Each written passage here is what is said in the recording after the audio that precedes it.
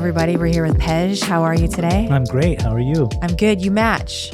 I knew that I'd be coming into this bright studio, so I thought I'd wear white. Yeah, and you're against the black. It's like the perfect contrast.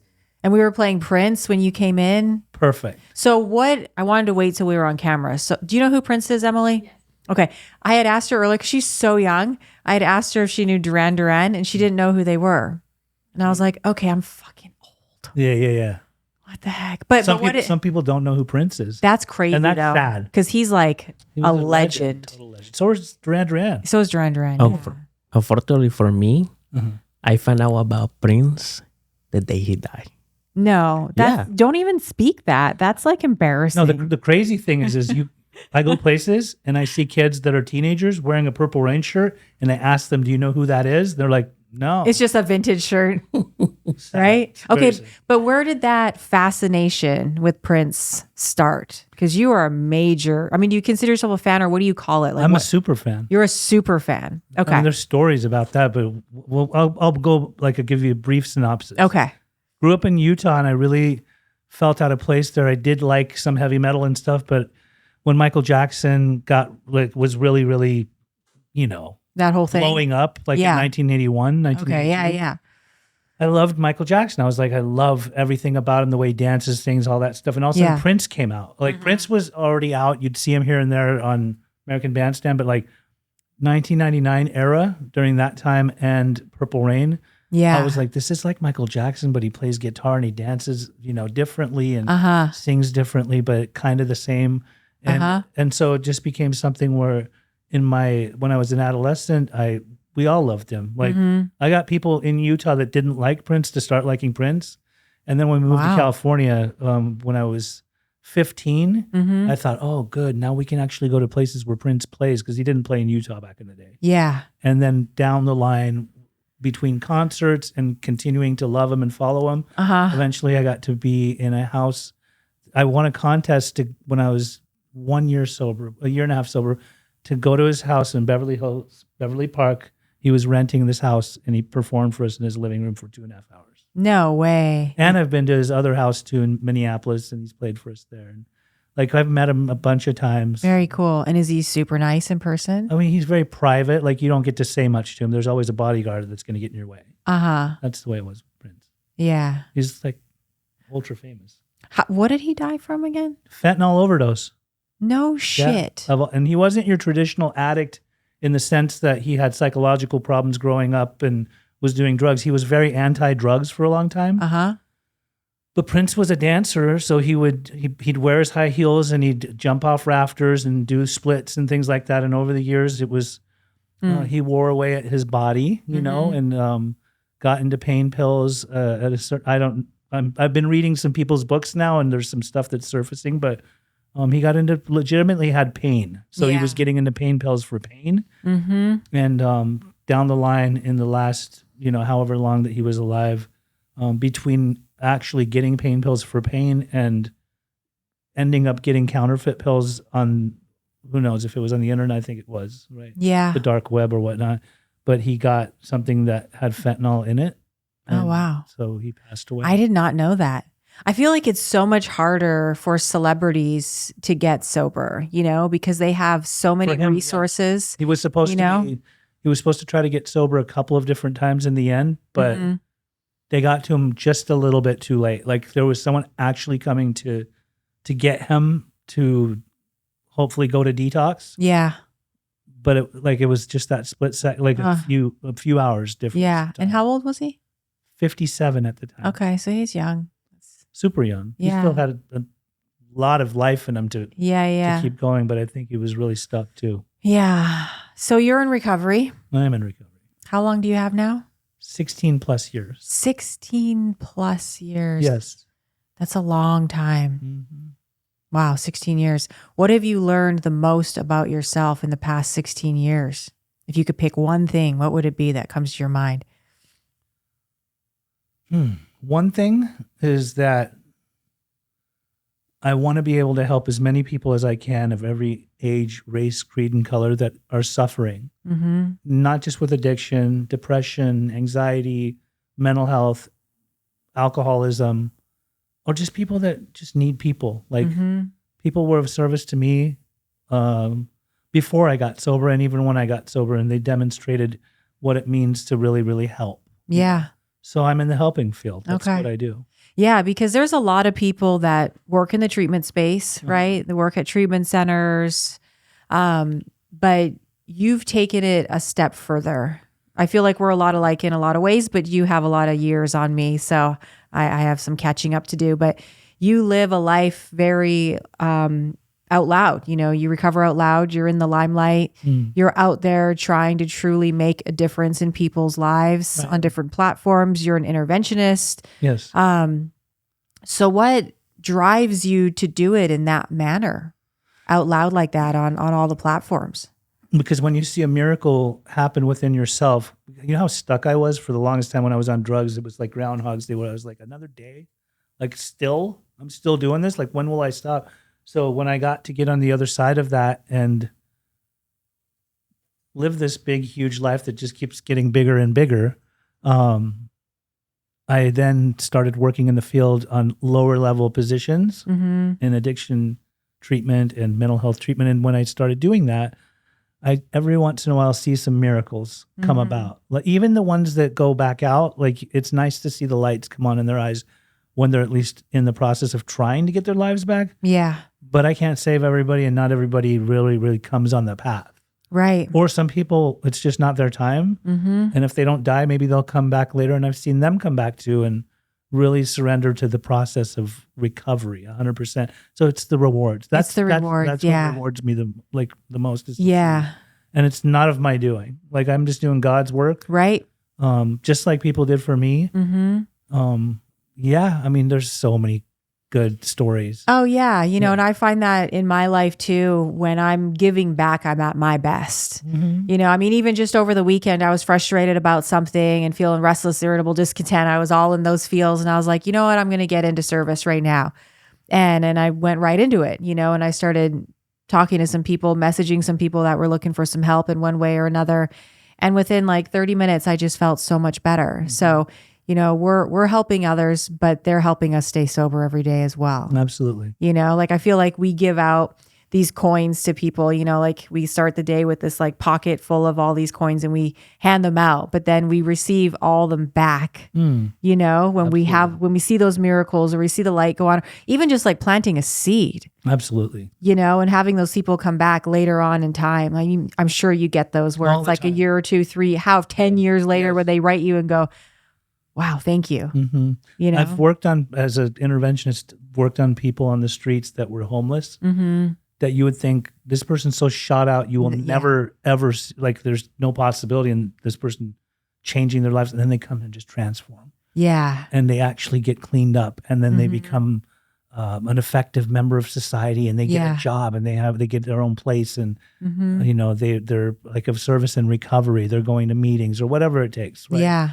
But you just think, wow, that was that person. Right. They become a fine specimen of a man or woman. And that just goes to show you, like, it's never too late. Doesn't matter who you are, where you are, what your circumstances are. Yes. You can always bring it back around. Always. It's never, ever. No one's a lost cause. No one. Never. I don't think that God wants us. I believe in God very much. Yeah. And I wasn't a God believer when I first got sober. I was a atheist, gone agnostic, because I wanted to be unsure, because I felt if there's such thing, it doesn't like me. But I don't, you know, I started to develop this relationship with God through my recovery process, but I don't think that God wants us humans to suffer.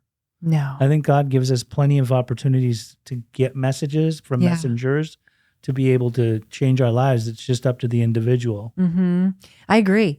So you've been on quite the journey, 16 plus years. So before that, I mean, you came from a totally different background, your lifestyle, right? So how was it for you growing up? Well, I was born in Germany, but we moved to this. I'd been to Iran. I'm Iranian, Persian. Both of my parents are. And Do you speak other languages? I speak Farsi, and I spoke German because that was my first language, but I forgot it because I didn't really practice with anybody. Yeah. But we moved to Utah. We were either going to move to Iran from Germany or Utah. My parents were undecided and decided to come to the land of opportunity. And we landed in Utah, of all places, like Salt Lake City, Utah, Mormonville.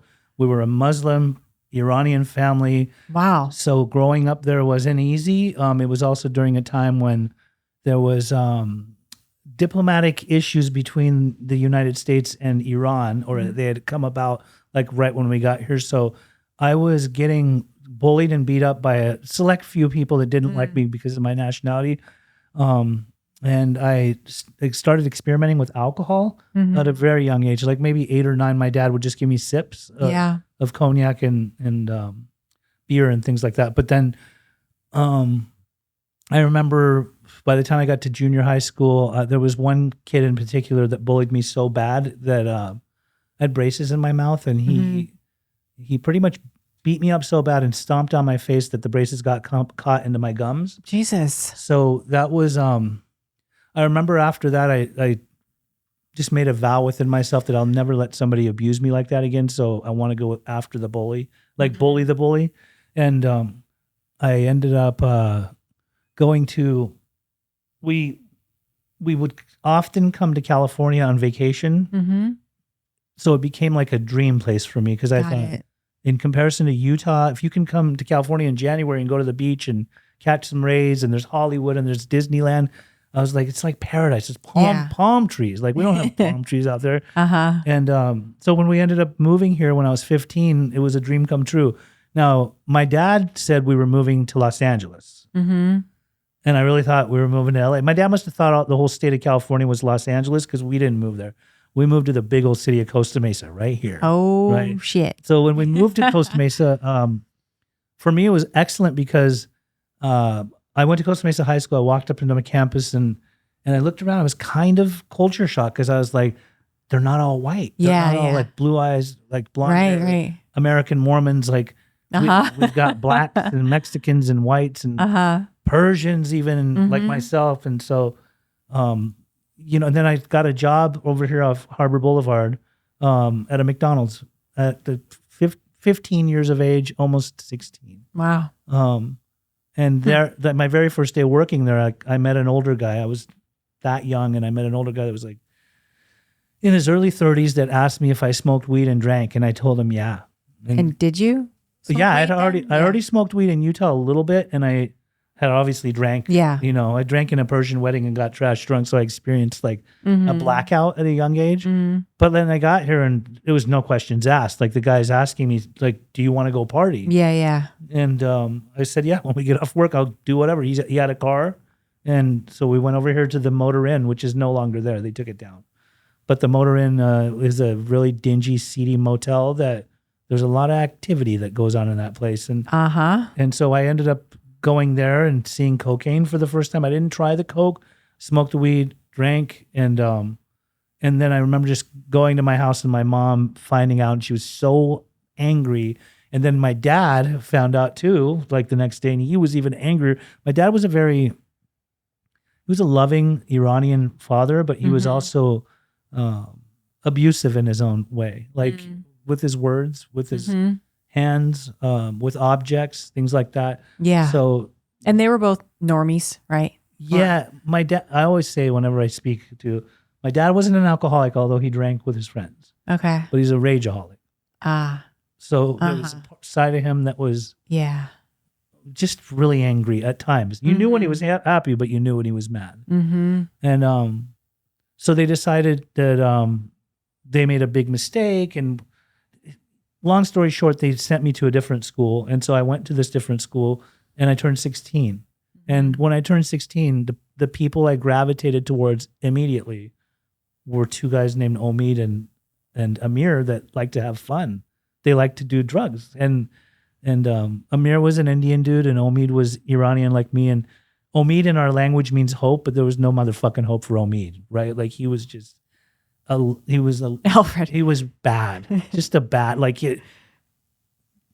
his dad worked in the hotel industry, so he worked long hours, and we found a jar of cocaine under that man's bed. Oh shit. And we were off to the races. Yeah. Like everything I had heard in health class when I was growing up, that if you do cocaine one time, it could be, automatically get addicted. That's what happened. And did you think about those things, or you just didn't care, or like? My conscience always, there was fleeting thoughts would always go through my head and say, you remember you learned about that. But when you have your friend that has it laid out in front of you, Right. asking, do you want to do it? You just do it. Kids are daring. It's just like, there's no questions I asked. was Like, the same way. Yeah. dove into that shit. Right. And then, I did all the stuff like the kids would do as far as high school parties. And did your parents know like what was going on? No, I mean, they were, my parents tried to shelter me to a certain extent, but they also realized like, you're not raising your son in Iran. Yeah. We're in the States. It's different. There's a lot more freedom here. This is the land of the free. So your kid's going to like play on that. Yeah. And that's exactly what I did. So I wasn't that good in school. Like, not really. I was very artistic. I think I paid attention to lots of stuff and I was well-read, well-versed, but I didn't do good academically, like grade-wise. And I guess, when you're getting high all the time, like it's hard to perform. Right. And then when we moved to this other school and we moved to another house after a while, I turned 17 and a year late on getting my driver's license, but my dad gave me his car. He had this 71 Super Beetle Volkswagen Bug. And I remember I was driving to school one morning. I had called all my friends and told them, I'm going to pick all you guys up. I was stone cold sober that morning, a little hungover from the night before because I partied hard. And as I picked up each individual person, we were on our way to school. We were just high school kids having high school fun. The music was blaring. The windows were rolled down. You could smell the fresh lemon trees in the air. As we approached this intersection, out of nowhere, this kid was on his bicycle and he darted out in the street and I couldn't hit the brakes fast enough. And the kid's body and bike went over the hood of my car and into the windshield, and the windshield shattered. Oh, wow. And I couldn't see out the front of my windshield, and the car crashed into a minivan, and this kid's body just flung over the top of the minivan headfirst into the ground. Oh, wow. And so I got out of the car, and I tasted blood in my mouth from broken windshield impact. I saw my friends. They were all in my car with blood all over their faces. And I thought for 1 second, like, did I hit a human body? Did I hit a person? And I went and looked around the side of the minivan and saw the kid was laying face down with blood gushing out the top of his head. I thought, oh my God, I'm in so much trouble. Like, I'm in big trouble. The police came and the ambulance came, and the ambulance whisked the kid off to the hospital. And the police took me down to the police station and asked me a bunch of questions. And then they released me. And I was in a lot of fear. I didn't know what to do with myself. It was very, very, very traumatic. Yeah. Just a lot to take on all at once. And the mom had him on life support for 4 days, and then she took him off life support and died. So, I mean, I was out of the game at that point. This became an ultimate excuse to use and drink in excess. Yeah. And for the next 4 months, I was just this angry, young, defiant, combative teenager that nobody could get close to. I didn't want to talk to people. I'd get in fights, physical fights in high school. I'd get kicked out of a school, go to the continuation school. I started committing little dumb shit crimes that I was just a knucklehead, just being an idiot, right? Yeah. And I found my way into a juvenile court. I got locked up a couple of times, like in holding cells on drugs, like on LSD and shit like that. Just oh, wow. Shit. Yeah. And then finally I found my way into a juvenile court, and they decided to lock me up. And how long did you go for? I was supposed to go for a year. When I first got in there, I had a complete meltdown and said something that made them concerned about. They thought I was going to kill myself. So Yeah. they which I was. I said, I'm going to kill myself. So they transferred me to the psych portion. It was called Unit L. And amongst the inmates, Unit L stood for the loony unit. And I was in there in that particular place for 60 some odd days, just counting bricks on the wall and just saying, I don't believe in God. God put me in this position. Why would God do that to that kid and take his life away from him? And so I stopped believing. Now, while in there, when you're locked down for 21 hours a day, if they give you an opportunity to come out of your cell, you take it. Yeah. For whatever. If they say church, I'll go to church. And on Saturday mornings, they would pop our door and say, does anybody want to hear a message of hope? And I'm like, what does that mean? Well, if it gets me out of my cell, let's go. So I'd get out of my cell and go down to this room, and this old man would come in. And he had this big blue book. It was the book of Alcoholics Anonymous. Okay. So he was like reading us passages out of this thing. And you have to understand, like I'm 17, like still hip slick and cool. I got a lot of mileage on me still. Like Right. I'm not ready to receive a message, but the seed was planted. The seed, yeah. And it was a weak seed, but a seed nonetheless. And so when my mom was writing letters and getting petitions and going to our school and talking to teachers and principals and get my son out of there. He doesn't need to be in there. And then she was also going through a divorce with my parents, which really fucked me up because as dysfunctional as my family was, I didn't want them to split up. I didn't want our family to split up. And that was happening too while I'm locked up. So I got out like 4.5 months, almost 5 months later, and I was between homes. So I'd go to my mom's house, and I was turning 18, and I was doing steroids because I had body dysmorphia, and I had this really pretty girlfriend who I was not faithful to, and I was really trying to, like, the outer image was what I thought would fill me up. So, and then I had anger issues again. So do steroids and you have these mood swings and roid rages and punching holes in drywalls because I'm angry at my mom or my girlfriend. I'd leave her house and go to my dad's house who lived over here by South Coast Plaza, and he'd be all right for a few days, and then he started getting loud. And, you know, when you're 18 and you're now buffer and bigger and can hold your own, and the violent dad wants to come and yell at you, he tried that with me. He tried to put his hands on me, and I put my hands on him. And it was the first time I ever raised my hands to my dad, and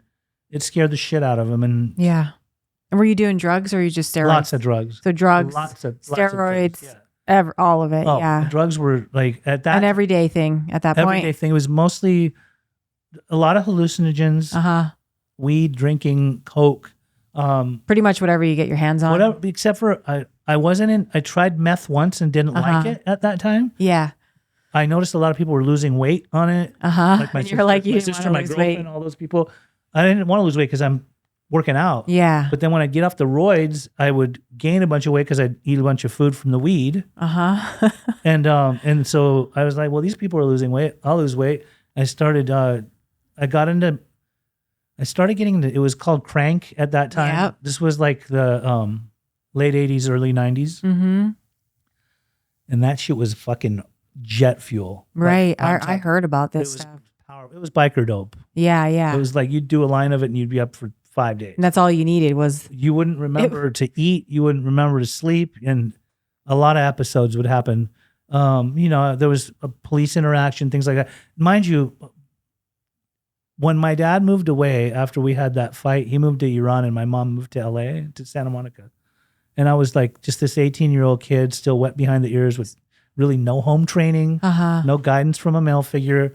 So, and at the time, gangster rap was my shit, and I would be listening to it, and it started to kind of define me and how I wanted to conduct myself in life, and that is to sell lots of drugs, to party up, to go to lots of clubs, you know. Be that guy. And so did you not talk to your dad after that? I mean, he left and then, later on, or did you? I mean, during that time, there's no internet or anything like that. We were writing some letters here and there.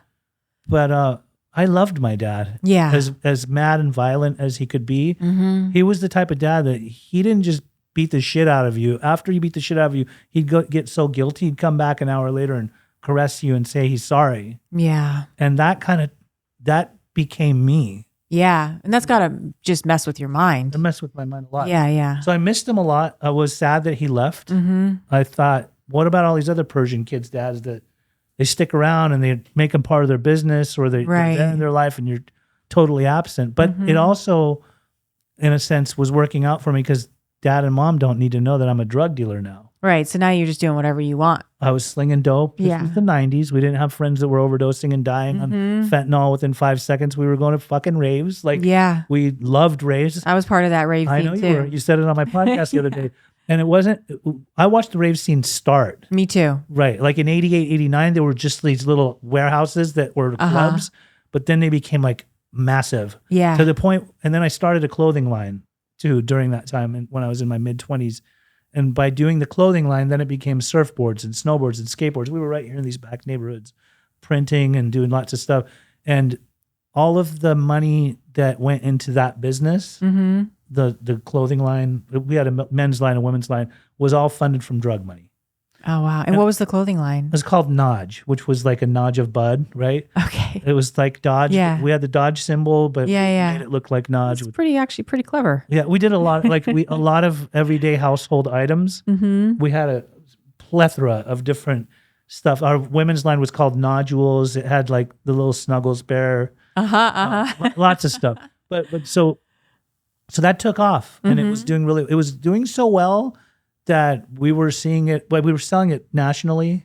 Okay. And then we started throwing raves. Oh shit. And the raves were like really good. But the thing about the raves that we had was, I mean, I was kind of getting linked up with some gangsters in LA that weren't good people. I mean, they were just from the hood, right? Yeah. So I shouldn't say they weren't good people. They were good to me. Okay. I was good to them. Yeah. They were dangerous. There you go. They're Perfectly very said. dangerous people. Yeah.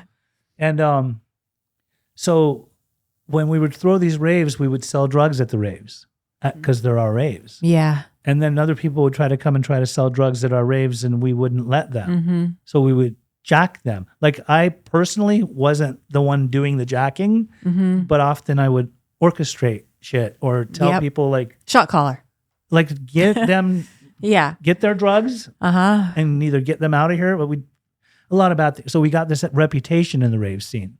We were like the death row of the rave scene. Like, people didn't like Nodge or the Nodge company or Pej, right? And for good reason. I mean, like, we were kind of dangerous. Like, so we'd have these. So you became dangerous too, like these other people. Yeah, because by association. By association. Plus, I started getting into some other drugs like meth a lot, and so you're not bodybuilding anymore at this point. No, taking the steroids. You're like way past that. I was on the methamphetamine diet. You're on the so now you're just lean. I wasn't even. This was my mid-20s. It hadn't yet caught up to me. I was not totally heavy into meth. I was into ecstasy. I was into selling ecstasy, GHB, lots and lots of hallucinogens, and I mean, boats of ecstasy. That was your get down. Total get down. It was a moneymaker, and it was fun to do, and it definitely made me love everybody. Yeah. How long did you do ecstasy for? The entire 90s, almost every single weekend. I experienced a lot of depression because of it. That's where I was going next. And a lot of suicidal ideation. Yeah. But if I kept doing more of it, then I wouldn't feel that way anymore. Okay. And so when you finally stopped doing ecstasy, I was into meth at that point, which would be in my late 20s. We were also, I had this mentality that if you did me dirty, I'm going to get you back. And so there was certain people that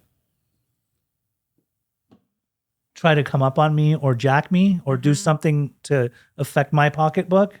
So I would send those gangsters from LA and some cousins of mine from LA that were equally as dangerous after people. So we were caught up in home invasions and things like that. Again, I never actually went and pulled a gun on anyone. Right. But I definitely put it together and orchestrated it. And had I been arrested for any of that, I probably would still be in prison. Yeah. Right. And people around you. Some of them went down, and they did go to prison. Yeah. Kidnapping charges. And I mean, they don't see that stuff lightly. So, but what ended up happening towards like my later 20s, people backed away from me. The partners that I had in the business they're like, Pej, you're a fucking tweaker. Like, you're a mess. Yeah. It got to that point. Well, like at 27, there's this guy in Newport that was like the biggest meth dealer around that he gave me a bunch of weed, and I sold it, and then I started spending some money, and I was doing dumb shit, right? And I ended up in Vegas. And during that time, like in the 90s, there was these things called like the Pimp and Hoe Festival. There was Club Rubber out here. Do you remember that? I remember all that, yeah. So like Pimp and Hoe, I went to several of those. Right. Yeah. That scene, that was my shit. I mean, we'd love dressing up and do all that stuff. But here's what it came down to. Years into the Pimp and Hoe festivals, after I ended up jacking that dealer down here in Newport and taking his money to Vegas in hopes of gambling and making the money more for myself, which I just totally tanked all of it. Like, it was gone. And then I had numbers on my head. He was after me. My cousin was after me. Like we had a falling out, and I was moving lots of ice to Hawaii, and I knew one time when I got off the plane in Hawaii and I went up into my hotel room, I remember pulling this stuff out of my pants. I had stopped doing meth for a while. For a little while, I stopped because I thought it was evil. And so I would do all these other drugs, but not meth. I wouldn't allow tweakers around me. But my cousin said, take the stuff out to Hawaii. It's called ice. And I'm like, what is that? He goes, it's the most potent form of methamphetamine. You take it out there. We're going to pay for you. I had a stripper girlfriend. Both of you guys can go out there. You can stay in a hotel. It'll all expense paid trip and go have some fun in Waikiki. I'm like, sure. So I remember getting off the plane, going up into my room and pulling it out of my pants and looking at it, opening it up and looking at it. I'm like, this shit looks like diamonds. Like this don't look like the meth I used to do back in the day. Yeah. Right. And my conscience in that moment said, I wonder how many lives I'm ruining out here with this stuff. Like, what was that? That's God. That's God. It's got to be God, right? Yeah. And I ended up, in 5 years later or 6 years later, I remember hearing that 1 in 8 people in Hawaii are addicted to ice. Yeah. Tent City. So I thought, like, you're part still of that. bad. Yeah. It's really bad. So I thought you're part of that. Right? Yeah. But again, when you're dealing drugs, you don't think about that stuff. And came back and got this little girlfriend. She was just getting into meth. She was in her early 20s. I was in my later 20s. And she was a twin. So we called them the Tweaker twins. Her and her sister and another girl were starting to get into this. And something happened where I tried a little bit of it and I was back off to the races. And I remember thinking again, like one day, this is a 3-way road. I think I either need to quit this and stop dating this girl, or maybe I need to quit and help her quit, or maybe just join them. And I joined them. And that's pretty much for the next, what was it, between like 27 and 35, I was a fucking total tweaker. Nobody wanted to have anything to do with me. My dealers would cut me off. I got caught up with these Mexican mafia dudes that were fronting me stuff on the cuff, and ended up getting raided by the Orange County Methamphetamine Task Force. You're lucky you're alive. It was crazy. You Like know? they even threatened my life. They told me, if you ever get in trouble and you say our names, we're going to come after you, your mom, and your sister. Yeah. Because my dad was out of the country. But regardless of the fact, but when I got raided and I got busted, it was right here in Costa Mesa. I thought I got set up by 2 different people. I was convinced it was either him or him. And you're on meth. And it's I was like on meth, but it turns out it was the girlfriend, the tweaker twin chick. Right. I mean, there's a long story behind that, but I won't get too far into that. But she ratted me out. Like I went and visited her at the farm, and because she had gotten busted outside of my house with a meth pipe. And she told me, hey, just so you know, the sheriffs came in this morning and told me if I tell on three, I go free. I'm like, oh, well, who are you going to tell on? Who do you have in mind? She goes, I got some people in mind. Oh, shit. And you were one of them. I didn't know I was a sitting duck. And sure enough, 3 days later, when I say the Orange County Methamphetamine Task Force. Alfred, usually in this animated when we're doing our podcast, he's into this one. This is the people that came and raided us. When I say Orange County Methamphetamine Task Force, you know what that consists of? It's the sheriff's department from South County, and each individual city has all of these undercover cops that come together. Yeah. Because they were under the impression that I was cooking meth out of my mom's garage. And you weren't. I was about to. We just hadn't got all the chemicals yet, and I hadn't set up the cameras. So the night that they actually came and like surrounded the place, and Kathy had just gotten out of jail. That's my girlfriend. I said, do you hear voices? I hear voices. She goes, Pej, you always hear voices. I'm no, not those kind of voices. Like I hear real men's voices are outside. I think it's the cops. She goes, it's not the cops. Just push the button. I'm like, that's not a good idea. She goes, just push the button. It's probably your neighbor Adam. I'm like, okay. And I pushed the button, and there they were in their riot gear and like guns pulled. I'm like, oh. And what's your girlfriend at the time doing? She acted surprised, and they took her and me upstairs. Another girl came to buy drugs during that time. Oh my God. They took her too. So we're upstairs in the living room. I'm handcuffed in the living room. Kathy's hogtied on the floor. Jill's over here. Like they said, did you come? Why are you here? They searched her purse and they let her go. And they're like just searching the whole house. And then they took me to jail. And I was like, when you get locked up and you're a tweaker, you sleep a lot. Yeah. I ended up going to Theo Lacey. I remember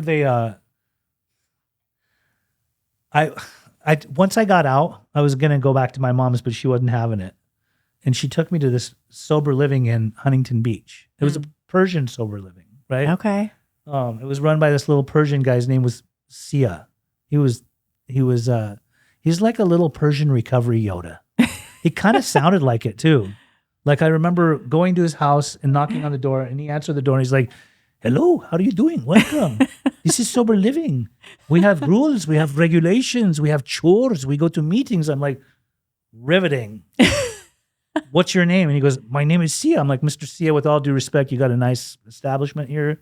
Like I went around and looked at the rooms. I'm like, "I'm not fucking staying here. This is gross." Yeah. And I went to this guy's house over here in Costa Mesa named Dave Regal. And Dave Regal was like one of them old school heads, like this dinosaur, AA, fucking hundreds of years sober, right? And he was like a dick. Like I walked up in his house. I don't know what I said.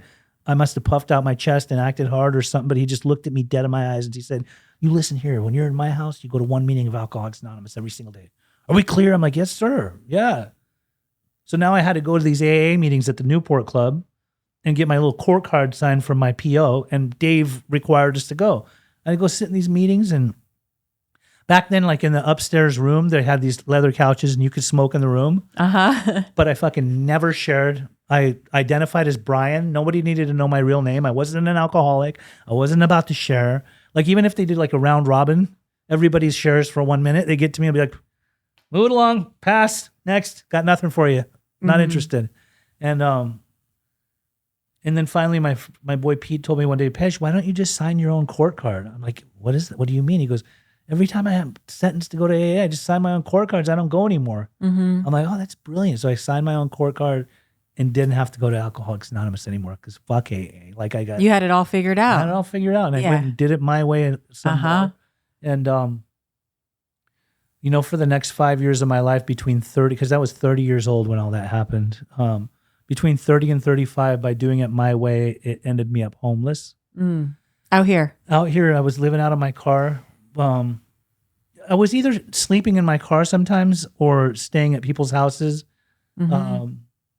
I remember having a conversation with a good friend that, like when you have good friends that tell you things that are good for you, those are probably the ones you should listen to. right? I had like a discussion with him. Not even, I don't want to call it an argument, but he's like, "Pej, don't you, like, your life is not working for you." Like, it's not so bad. Pej, you live out of your car. You're homeless. I'm like, hold up. Wait a second. There's different levels of homelessness. Right, rationalizing. You're like, There's homeless people that live in tents. Like that, that's pretty bad, right? And there's people that like are homeless that sleep in storefronts or on the ground. That's like beneath the surface homeless. I said, "I still have a car, bro. Like I'm executive homeless, if anything, right?" He's like, "No, dude, you're without a home. You're homeless, however you want to look at it."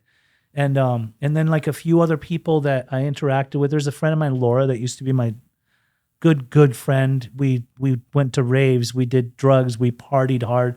And I saw her somewhere too, outside a restaurant. And I tried to go talk to her and she said, "Don't talk to me, Pej." I go, "Why not?" She goes, "I'm sober now." oh yeah. I said, "How, what do you mean sober?" She goes, "Yeah, I'm 4 years clean and sober and you're not sober and you can't talk to me unless you get sober." I'm like, "Oh, it's like that. Well, that hurts my feelings." And she's like, "Well, I'm sorry, but I really love my sobriety." She became my Eskimo. She became my Eskimo, but I didn't know it at the time. There was just a few other people that said a few other things, and then I tried to go detox myself on my buddy Amir's couch. And my version of detox is quitting doing meth, heroin, and cocaine, but I could still smoke weed and drink, and that's not detoxing. No. That's just quitting the heavy stuff. Yeah. And also my heart was hurting because of all the meth I'd used. So I felt like it was going to jump. It was palpitating. There's murmurs. Thought it was going to jump out of my chest, right? Yeah. And my liver was starting to shut down too. So between all of like these physical ailments and shit going on in my head and a series of events of people that were telling me some stuff that like was starting to resonate, I just suddenly had this idea one day to call for help. And so I called my mom, and my mom at the time was in Al-Anon, and I didn't know that. So the tone of the conversation was much different. She had already cut me off. Like I wasn't allowed. She told me not to talk to her for a year and to work the 12 steps. And I didn't even know what the 12 steps were. I didn't want to know, had no clue what that was. I was very, very heavy in my disease. But when I called her, she said, "Why are you calling me?" I said, "Well, I'm your son. Like, why wouldn't you want to talk to me?" She said, "It's been 7 months and I told you to not call me for 1 year. And I have good reason to believe you're not even sober for 7 minutes." And she said, "Listen, Pej, like I've tried to help you your whole life, but nothing I've done can do anything for you. Like I've been loving you and I would love you literally to death if I kept trying. So if you want help, just call this phone number." Yeah. And so she gave me this guy Max's number, and then she hung up on me after I wrote it down. I'm like, why would she hang up on me? Like that hurt my heart. She didn't even say I love you, right? Oof. So I called this guy Max, and he told me, I said, "I think I'm ready to get sober." He said, "You think you're ready?" I said, No, I'm ready. I'm ready. And I waited a few days. Well, he said, "Okay, so when are you ready?" I said, "Well, today's Tuesday. How about Friday?" Right? I had some affairs to attend to, some things to finish up. Right. Out of my car. Right. He told me to go to his house in Irvine, California, be there at 9 a.m. on Friday morning. And I didn't sleep the night before, and I went and scoured the entire neighborhood the next morning around 7 a.m. to see like what's around, if the house exists, this and that. And I'm a very punctual person. Mom always taught me to be on time. So I remember like knocking on that door at exactly 9 a.m. And lo and behold, when the door opened, it was the little Persian recovery Yoda from 5 years before, Mr. Sia. Oh, wow. And I looked him dead in his eyes, and I'm like, "I know you." Yeah. He's like, "I don't know you." I'm like, "How do you not know me?" "You don't remember? Didn't you have a house on Beach Boulevard? Like I came there 5 years ago." He goes, "I had a house." I go, "You don't remember me?" He goes, "I don't remember you." I'm like, "How do you not remember this mug?" He goes, "Because I only remember the ones that stay." I'm like, "All right, fair." Yeah. Fair. So I walked into his house, and we did this little intake process. I told him I don't believe in God. Like there's two conditions for me not to move in your house, as if they have the privilege of moving into. It wasn't a treatment center. It was a recovery home that kind of functioned as a licensed center. Okay. Like they did groups, and they went to AA, and they had a therapist that came in once a week and all this stuff. You know, Persians, they always do it like half-ass. But anyway, but he told me we don't talk about God, because I told him I don't want to talk about God ever, and I don't want to go to any AA meetings, no 12-step meetings. And he goes, "We don't go to many meetings." And sure enough, we were in a meeting that night, and we were in 2 meetings every single day. Right? One at noon and one in the evenings. And like in the beginning, my disease was super loud. It took me a long time to get out of certain mindsets. I would sit in the bathroom at that place, at that house, and pretend like I was hitting the pookie because I'd been smoking speed for so long. Yeah.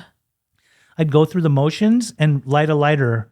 And then one day, like after 2 weeks of doing that every day, I thought, "Pej, there's nothing there. There's no drugs anymore." Wow. Yeah. My first week, I would be in the shower there in the fetal position on the ground, just crying and crying and crying and thinking, what the fuck is wrong with me? Like, why do I feel like this? Why doesn't it just get out of me? Yeah. It's like the demon just has me, and I want it gone. And then no detox meds whatsoever. You're yeah.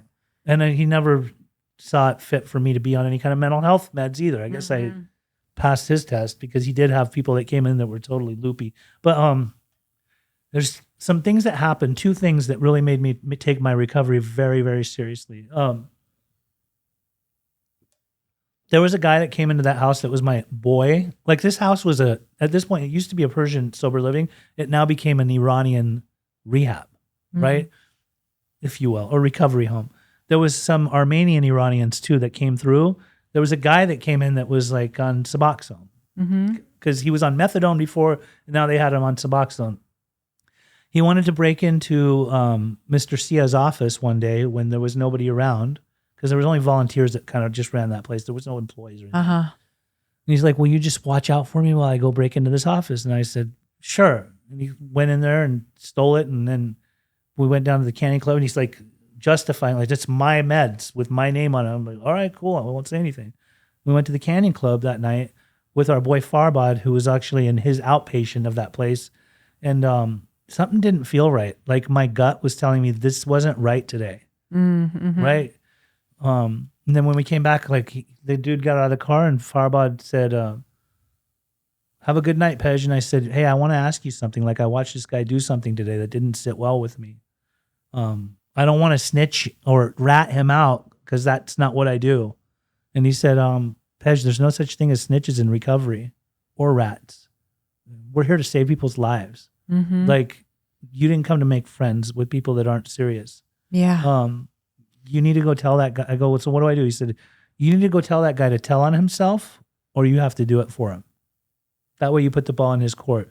And I'm like, I can't do that. That's my boy. Like, he's not going to like me, this and that. I was like 35 years old. Just like, I didn't know anything about how we do things in recovery, accountability and things like that. But I ended up doing that, and he hated me. The guy hated my guts. Next day there was a process group, and I got processed. And so did the guy didn't even get processed at all, which really was weird for me. But Mr. Sia like kept grilling me and saying, so what is this? Like, did you say you want to get high when you leave here? No, not me. I'm thinking this motherfucker told on me. Right? Like he told on himself, but he told on me too. Yeah. I'm like, no, I don't want to get high. And I lied through my teeth through that whole group. And I wasn't going to tell the truth in front of my peers and embarrass myself, right? But finally, at the end of the group, again, I got that feeling in my gut, like, this isn't right. Like, you're lying. You're in fucking rehab, and you're not being honest. And so I walked by Mr. Sia's office. He lived in the house too. And I remember just going up to him and saying, hey, I want to talk to you about something. He said, what? And I said, listen, I lied in that whole group. Like, I'm sure none of you knew, but like, yeah, I've been thinking about wanting to go get high. And he said, we all knew. I'm like, how did you know? I said, Pej, it's obvious, man. Like, I know who's serious around here. I pick my battles with certain people. I see something special in you, but I've been waiting for you to come get honest with yourself. And then he said, why don't you sit down and tell me about yourself? And I sat down. He goes, tell me your life story. I'm like, come on, how much time you have? I'll give you all night. Like, so I started talking about everything, about the heartbreak, the love of my life leaving me after high school. I thought she was going to be the one. The kid that I hit on the bicycle that died, being locked up, being abused, being beat up, being bullied, all these things. And he said, have you ever heard of a psychodrama, Pej? And I said, I don't know what that is. And he said, I think it would be a good idea for us to have a psychodrama for you. And do you know what that is? I think I know what it is. Yeah. So, I mean, I never knew. Like, he'd been extensively trained through this thing called S therapy or something like that, S training. And my mom wasn't talking to me for my first couple of months of being in treatment. She just was really angry, and she wouldn't visit me. Everybody else's parents would come visit them, all these Persian kids, and I'd just sit like a puppy dog at the window every Sunday morning thinking, why the fuck won't my mom come see me? I miss my mommy, right? But finally, on the day that we were going to do this this psychodrama, it was crazy. It was here in Newport Beach. He had this office with a room like twice the size of this, maybe 3 times the size of this. And all these Persians poured in, and they were all the family members of all the addicts and alcoholics that lived in his house. And everybody sat in a circle, a huge circle. My mom showed up, and I looked at her, and she just said, hi, Peji, but that's it. Like, so she sat down, and then this guy pulled a kid that was like one of the kids of the clients, 12-year-old kid, out of the crowd and came and laid him down and grabbed a sheet, like a bed sheet, and laid it on his body and told him to sit still. Okay, no, I don't know this. Okay, continue. Was nuts. Yeah. And then he dimmed the lights. And then he started walking me through this. And he said, okay, let's talk about the day of your car accident. He said, now walk around the room and tell us about the accident. And I'm like, tell us about what like, he walked me through it very, very strategically, right? He's like, so what happened that morning? I said, well, I had drank the night before, so I was a little bit hungover, but I was excited because I had my own car for the first time. And I called all my friends, and I picked up Bryant, and I picked up Fred, and I picked up this one and my girlfriend, and then my sister, and we're all piled into this car. And we're just going to school, and Bryan Adams was playing on the radio, and the windows were rolled down. All this, like, we could smell the lemon trees in the air. And then he said, okay, and then what happened? And if I described it, I said, then I hit the kid. And I was there in a ton of fear, and I didn't know. It was like a gruesome accident. I didn't know what to do with myself. I wanted to run away. I had a switchblade in my pocket. I went and threw it in the bushes because I didn't want to get in trouble for it. And I had a bunch of weed in my pocket and threw that in the bushes with the pipe. And I didn't remember that I did all that until that day of doing this like therapeutic practice. And then he said, okay, now come over here. And he had me get down on my knees and put my hand on top of this kid's body. And he said, this is representing the corpse of the kid that you hit. What was his name? And I said, David. He said, tell David how you feel about him losing his life. I'm like, oh my God. So sorry. I'm like pouring tears. The whole room is pouring tears. I look over at my mom. Her face is shaking and she's got tons of tears coming out of her eyes. I just said, I never intended for you to lose your life. I'm so sorry that you lost your life. And he said, now what about you? What about your life, Pej? And I go, my life? I don't have a life. I don't know what having a life is like. I've been homeless. Like I don't know what living is. He said, okay, well, you want to make a commitment? And I said, yeah, I'll make a commitment. He goes, what do you want to commit to? I said, and this just came out of my mouth naturally. And maybe I'd been sitting in enough recovery rooms or whatever at the time for those 2 months. I said, I want to help every single addict, alcoholic of every age, race, creed, color, one day at a time for the rest of my life. Hell yeah. And then he put his hand on my shoulder and he goes, good, because we need you. And then I looked at my mom. She's just fucking pouring tears. I'm like, I had this thought in my mind that, Pej, you need to not fuck up. Like, you need to really be serious about fuck weed, fuck using, fuck anything that you've been entertaining in your mind. And I went to bed that night and woke up the next morning, Jenny, and I was like, oh my God, fucking feel like 1,000 pounds has been lifted. That's what I've been carrying around all those years. Yeah. And using and drinking over to just numb out and not feel was because I always had it in the back of my head that I killed that kid. Yeah. I had fucking people come up on the street to me sometimes and say, aren't you Pej, the guy that killed the kid on the bicycle? I was like, fuck you, dude. I didn't kill him. It was an accident. I get into fucking fist fights with people because I was already angry. I was already sad. There's things that I saw in juvenile hall and in jail that I could never erase from my mind, right? Yeah. So all the trauma and everything just felt like it was relieved. Just a huge weight lifted. Yeah. And so that's from that day on, that was my turning point where I was amazing. like, I'm going to fucking do this thing 100%. Yeah. 100%. Like no holds barred. Yeah. So what was the forgiveness journey like for yourself? Let me tell you something really crazy. Uh-huh. I mean, that right there helped me get past it because I made a commitment to help, and there's no way I could ever bring that kid back, but I could try to help a lot of other kids that are out there that are suffering. When I was 7 years sober, I was speaking at the Wild Bunch meeting in Irvine. And after I was done, everybody lined up to thank me. And there was a guy that was standing in the very back of the room and he kept looking at me.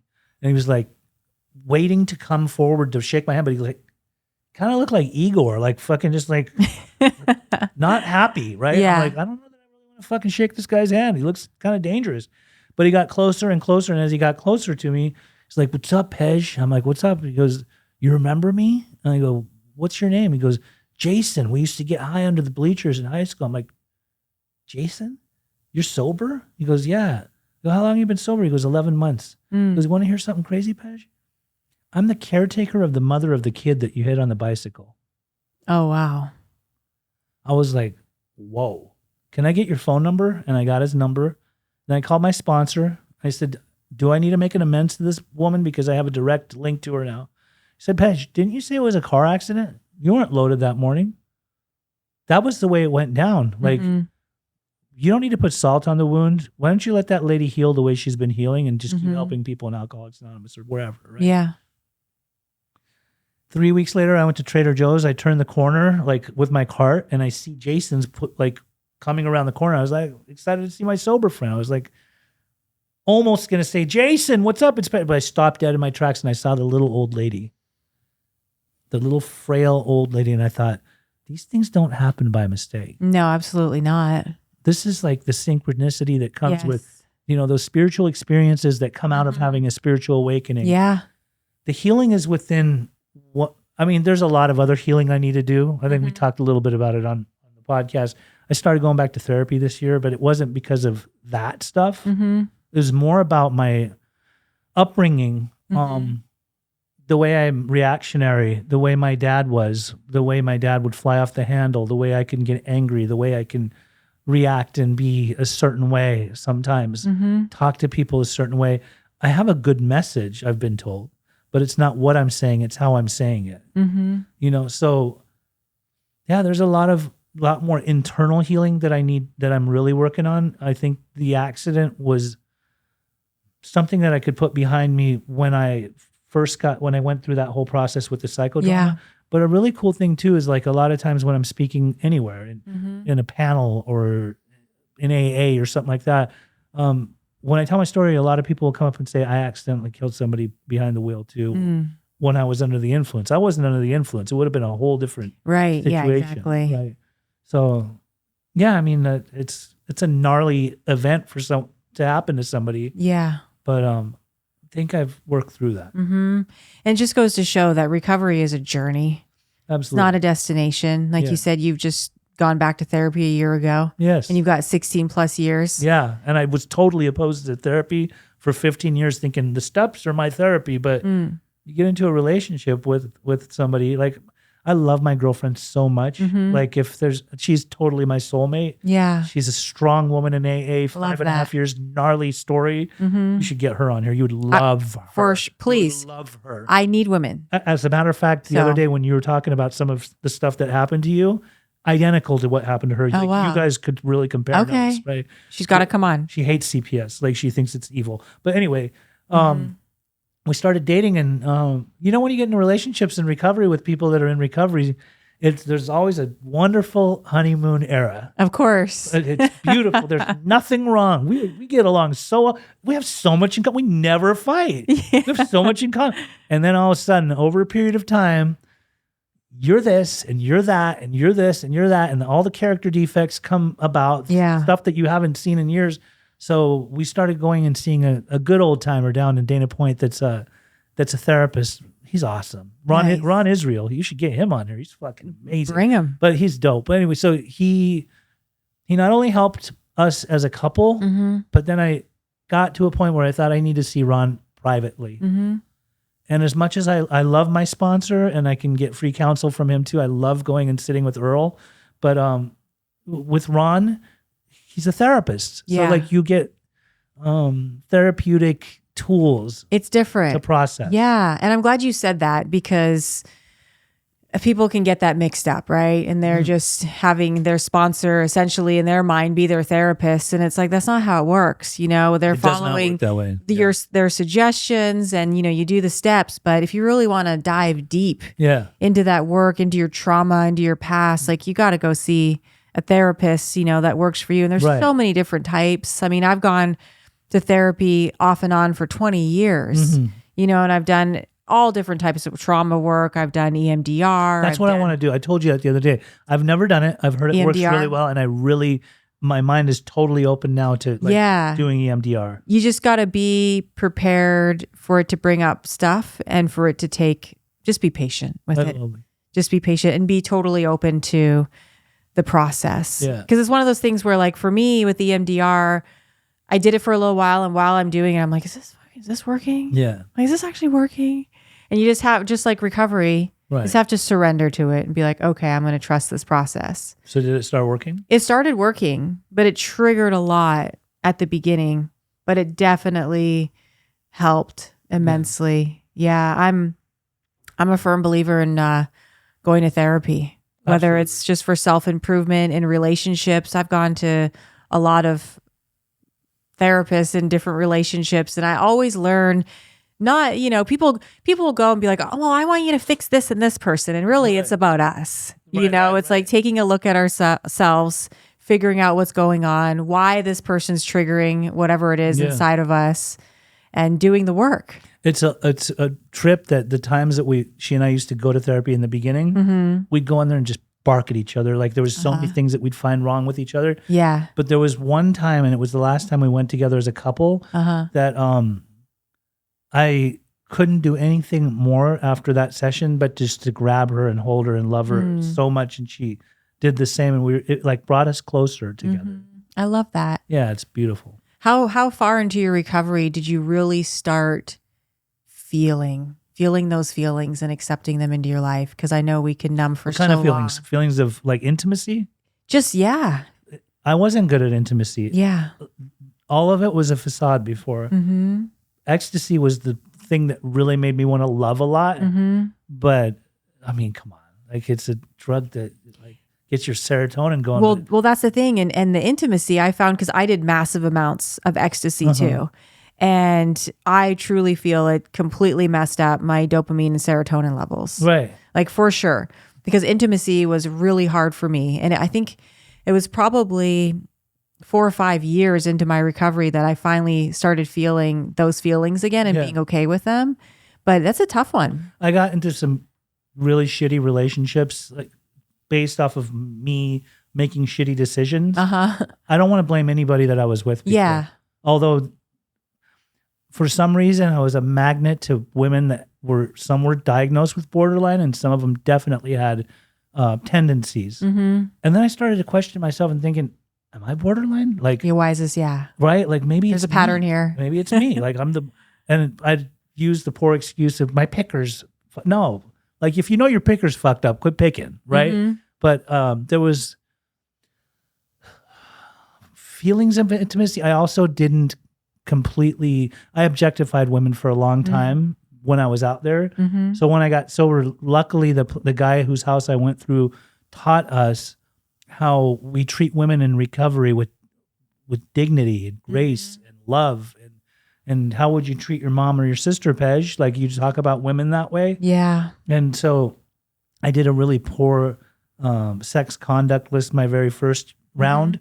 But over a period of time, like I definitely started to look at myself and how do I conduct myself when it comes to intimacy. Nice. Right? Yeah. And luckily, I needed to have all those relationships with all the ones before that were failed or weren't working or weren't going to be every relationship I was with and before, I always had this thought in my head, I will not be with this person for the rest of my life. It was always that way. And I also tried, when I started dating Dana, I would always think, I told a lot of girls I loved them, but did I really love them? Like, were we really I feel in love? the same way. Was it really? You're speaking my language. I mean, if right it was now. love, wouldn't it be everlasting? Do people fall out of love? If they fall out of love, was it really love? Right. Right. So, but I think I wanted to feel love. Yeah. And I wanted to express love. And maybe we say I love you to each other, but then and then I also think that anytime I'm in a relationship with someone and we're fighting with each other, it's just our egos battling, Yeah. colliding. Oh, totally. It's got to be that. Yeah. Yeah. Absolutely.